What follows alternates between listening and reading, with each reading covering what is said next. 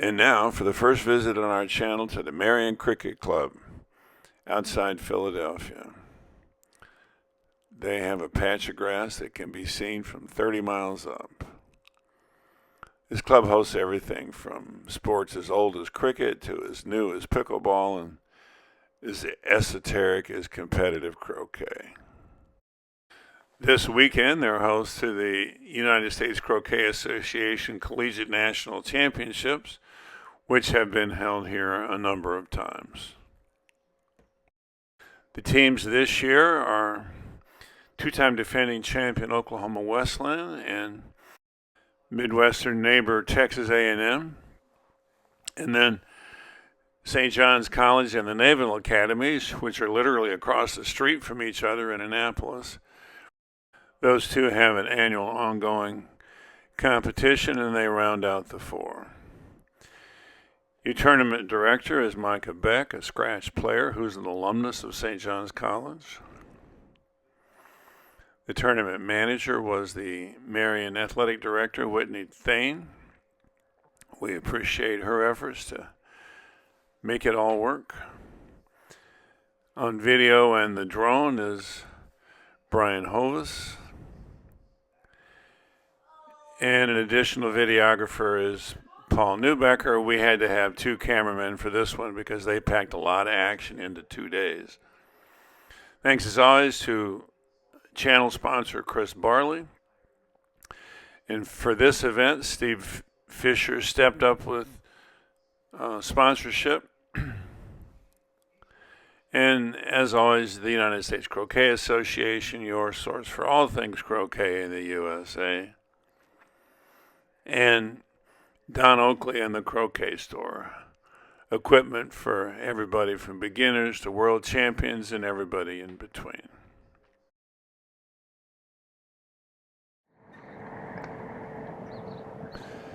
We had an all St. John's semifinal, and now the other semifinal is all Oklahoma Wesleyan. Luca Nettleton and Asher Scantlin take on the Twin Towers, Nehemiah Frederick and Lane Wyatt. Both teams won 4 of their 5 games in block, and they've clawed their way into the semifinal.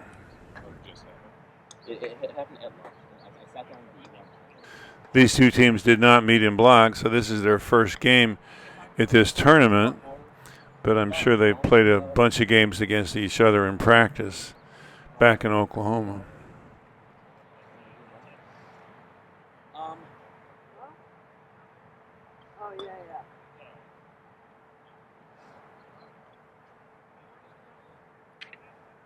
Yes. Is that okay with you? I won't hit the machine. Alright. That's good.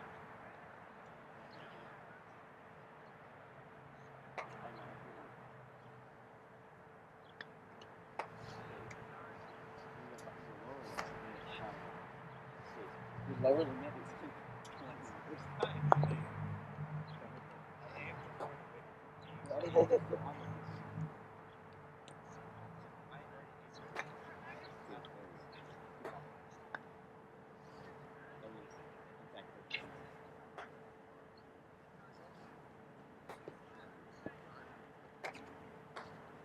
Let's go.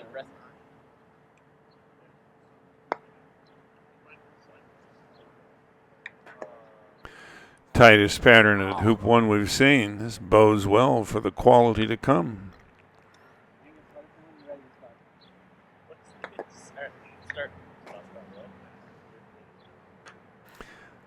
The usual thinking would be hit red half ball on the right, send it a long way away, and blue stays in the area. Then red limps back, black clears yellow long, and then blue and black are in control.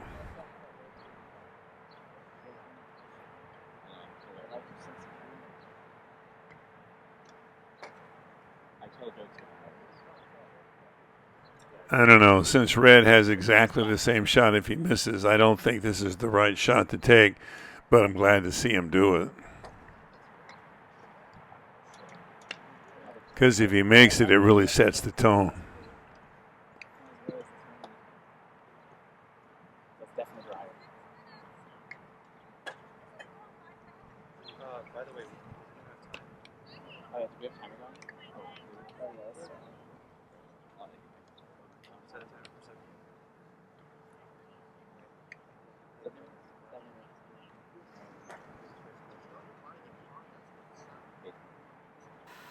Both of these guys are using their height to great advantage, standing up straight.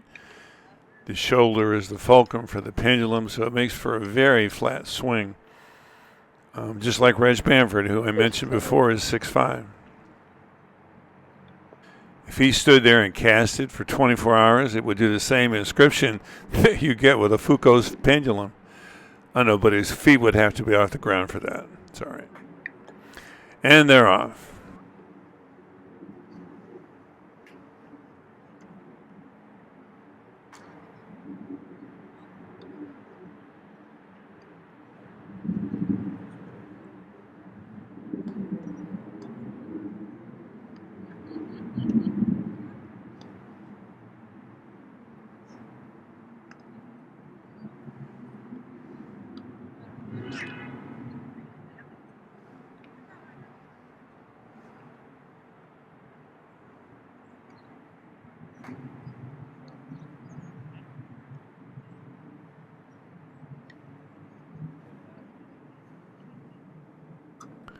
Four really nice swings. Both the players and Steve Fisher should be proud.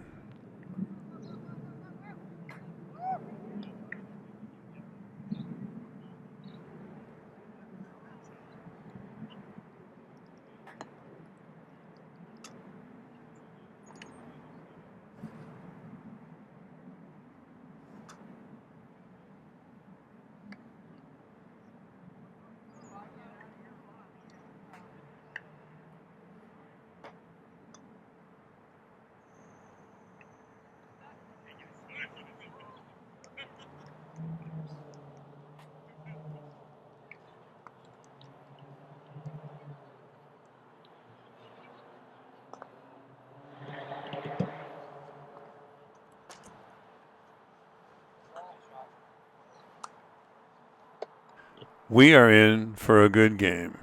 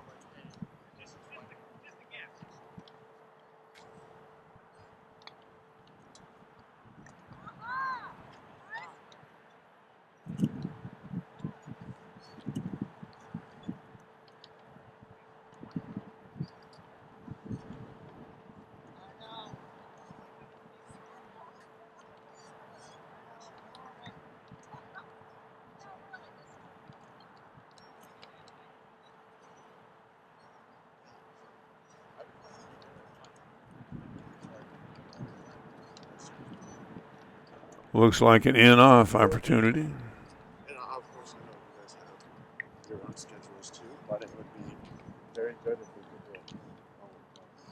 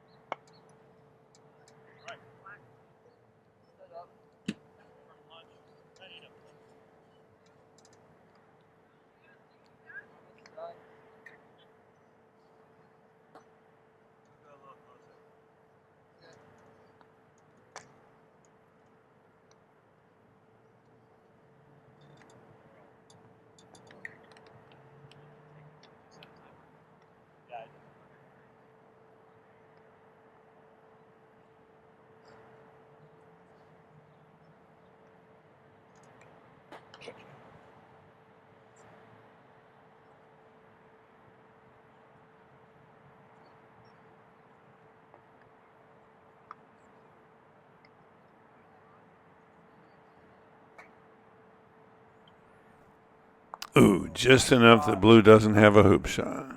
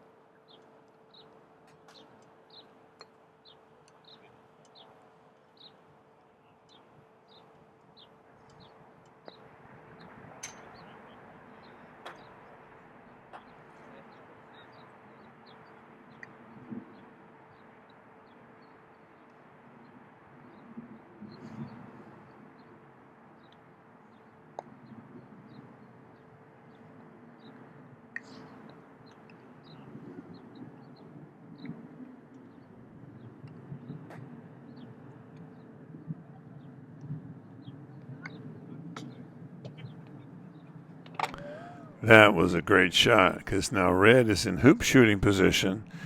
And if blue knocks it through the hoop on this dump shot, then red gets the point because it's closer to the hoop at the time of the stroke. But a nice flat jump shot minimizes that risk, and we're tied up.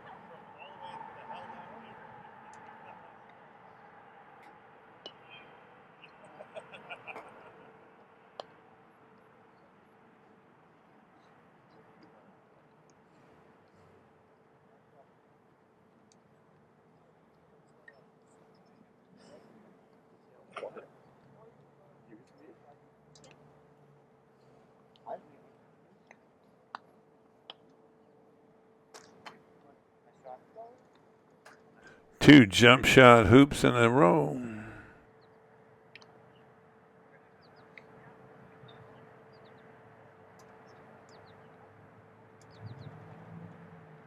A nice pendulum stroke with your hands at the top of the mallet shaft.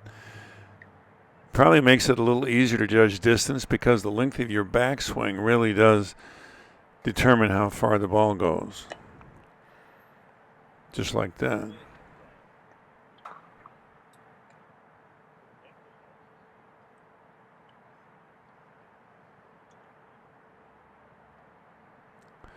The other two basic reasons is that power generation doesn't require any asymmetric forces to be applied, which in turn makes aiming a lot more accurate.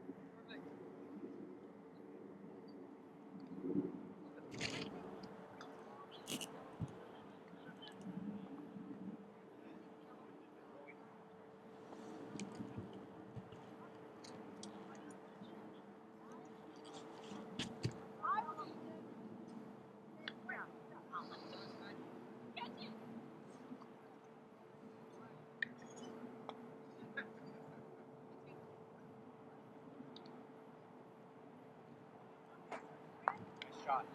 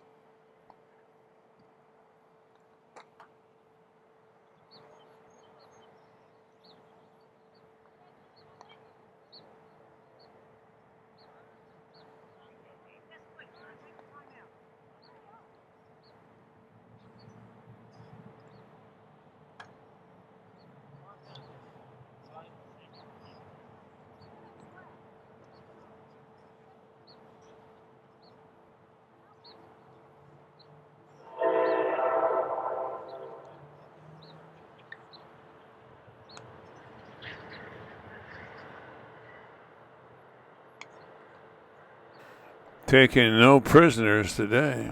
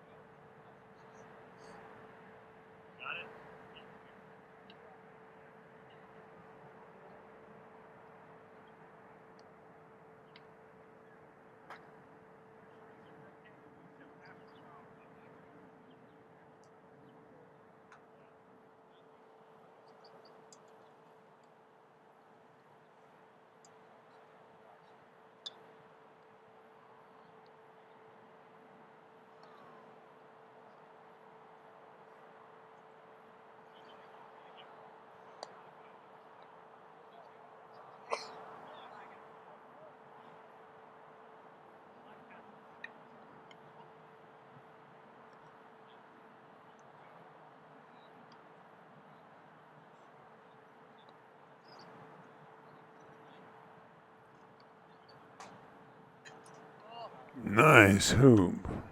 And it's almost a double target. You either make your hoop or clear yellow. Just don't miss to the right.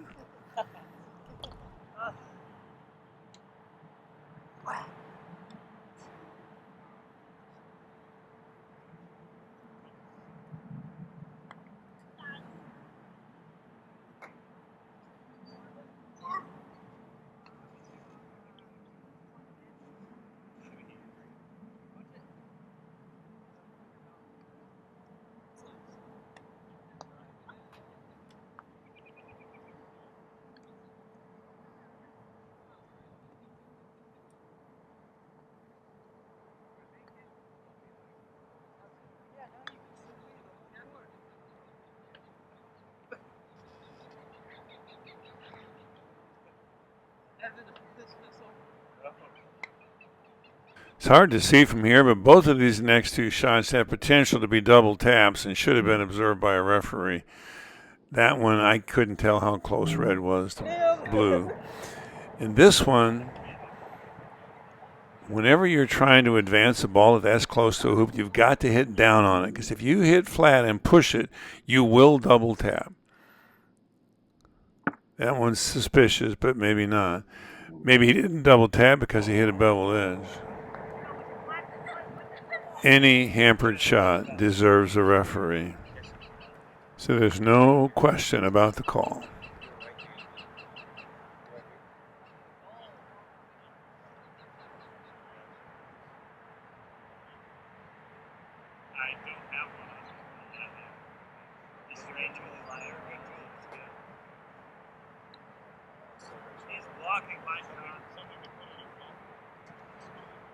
You have to take him. Gotcha.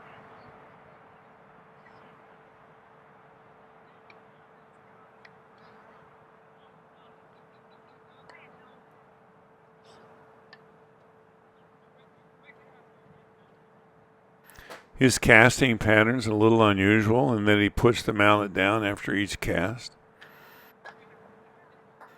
Sure works for him.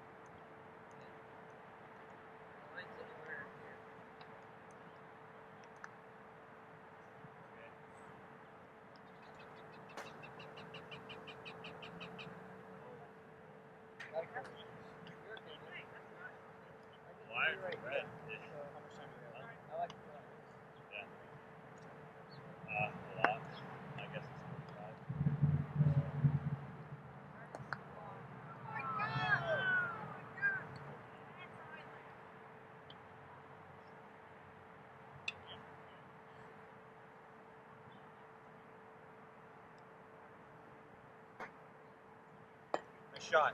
I'll take that jump. You have that jump? Yeah, I have that jump.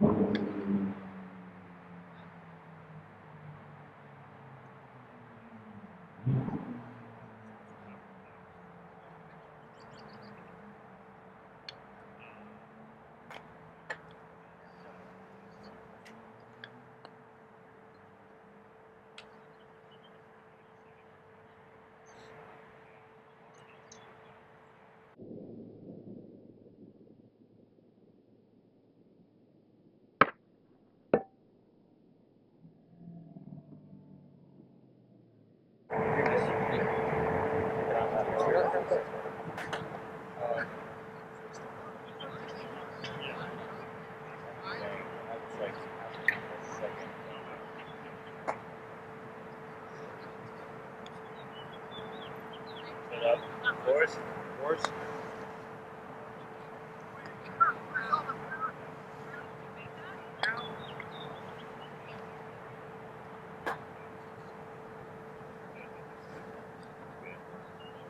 Set up bar. You give me a line lane?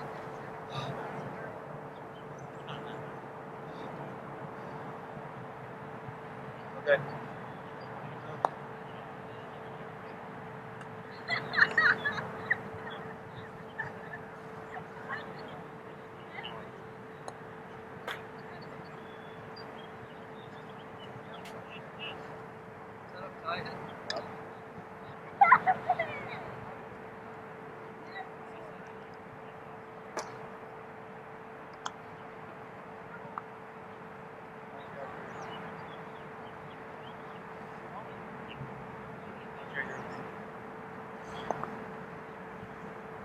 Good?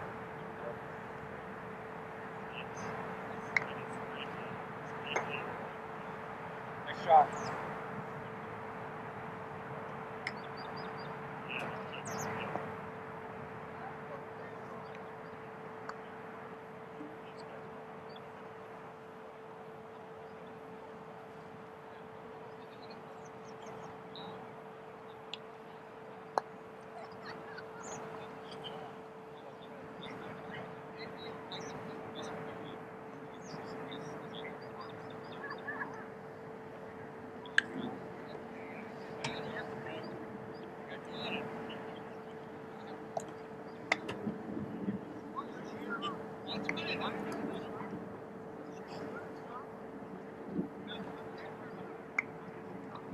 I got it.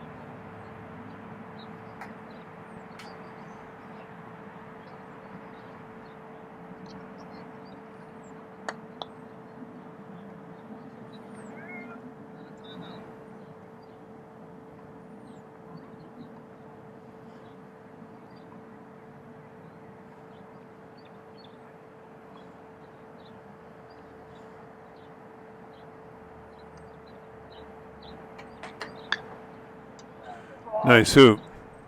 Too bad he wasn't shooting the hoop. There you go.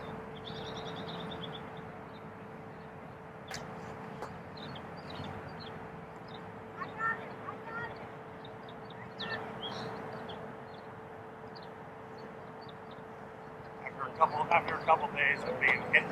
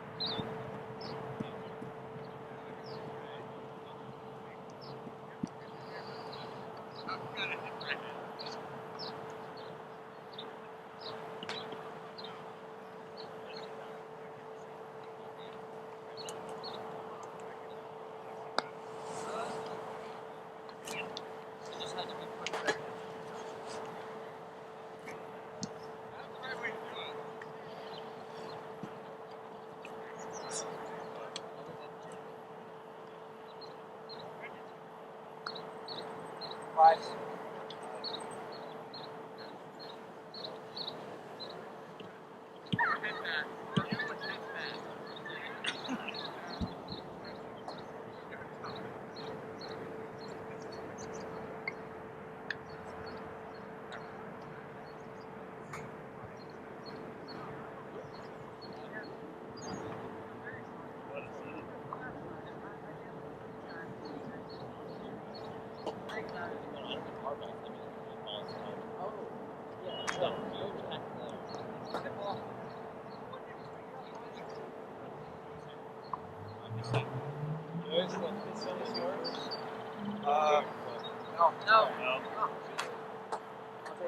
I think so.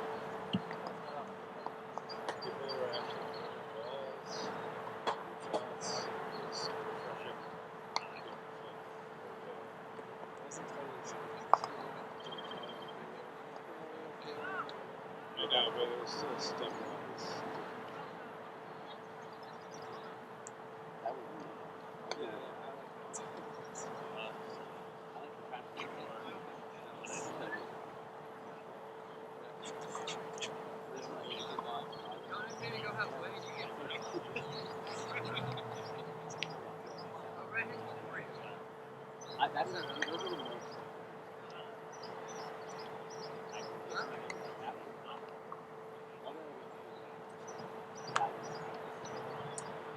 Game's over. Game over? Yeah. What do we got? Caden? Yeah. What did he do to you? Show us on the dial where he touched you.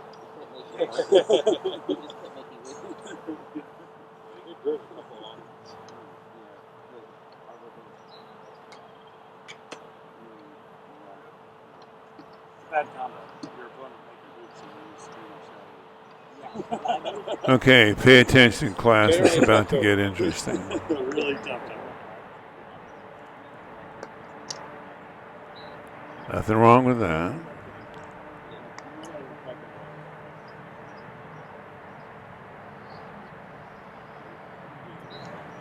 Yeah, 100%. It's a little Star Trek.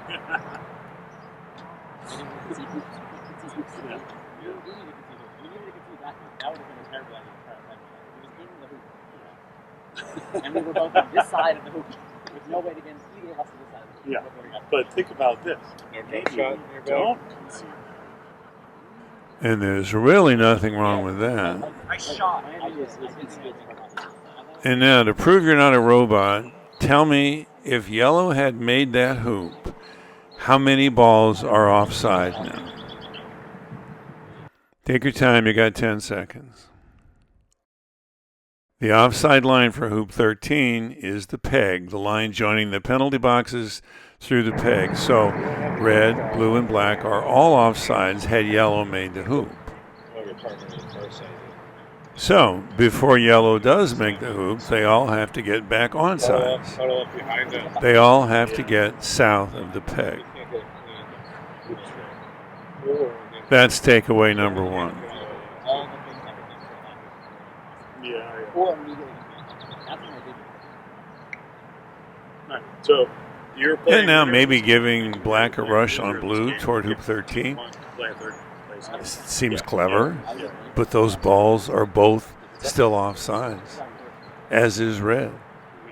I've seen both. They each have at least. In fact, this is the reason for the offside rule, so that you can't just go park in front of the next hoop before any given hoop is scored.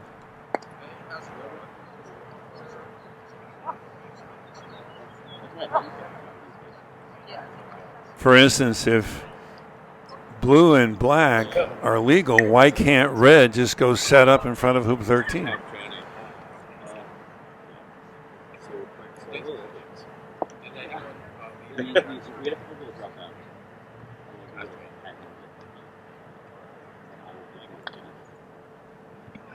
So for some reason, red does the right thing and gets on sides. And I think because they think that blue's getting in front of 13 off another ball makes it legally offsides, they're doing that. But you can only get legally offsides off another ball if it's an opponent ball or if it's in a stroke that scored a hoop. As in rush peel your partner through 2 while you're on your way to 3. But neither of those is the case. While they're trying to figure it out, give us a like, subscribe, hit the notification bell. We still have the finals to come.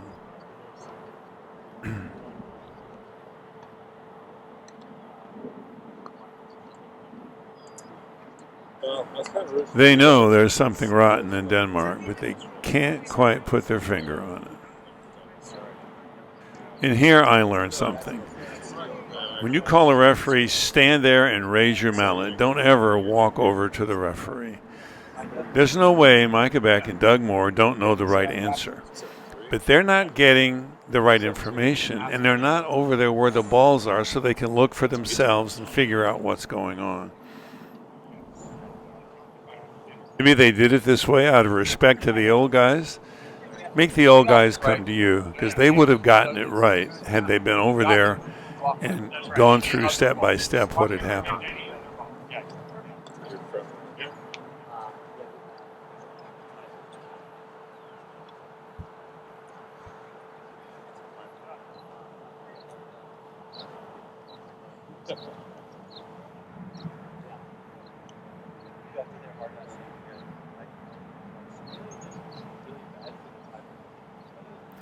So I don't know what Micah and Doug told him, but whatever it was is wrong. Because blue and black are now offsides and should be directed to a penalty spot. This doesn't even seem fair.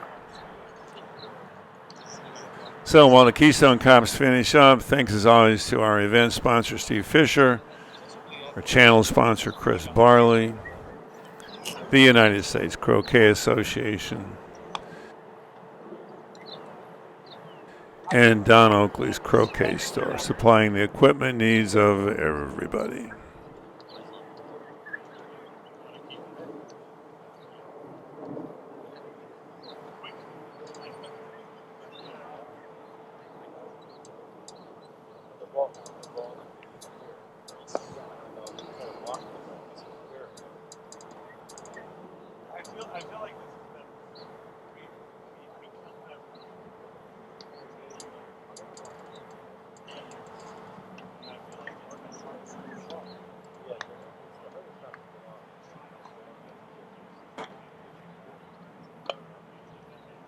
Had they done it correctly, it was no guarantee that red and yellow were going to win, but it would have been a level playing field at least. And to the players' credit, after the game, they realized something was wrong. They discussed it with Mike Albert and others, and I think realized what the error was. They'll never do this one again. And in case you wonder, I think the limit of claims for failure to give proper offside direction is the opponent's next shot. So as soon as red was struck, the opportunity to direct blue and black to a penalty spot was lost.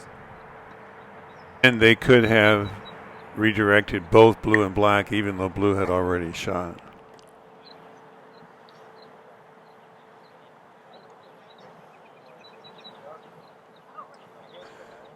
So with a little help from general confusion about the rules, and actually superb play on both teams, Luca and Asher eke out a 7-6 win over Nehemiah and Lane and move on to the finals against the team of Marshall and Marshall.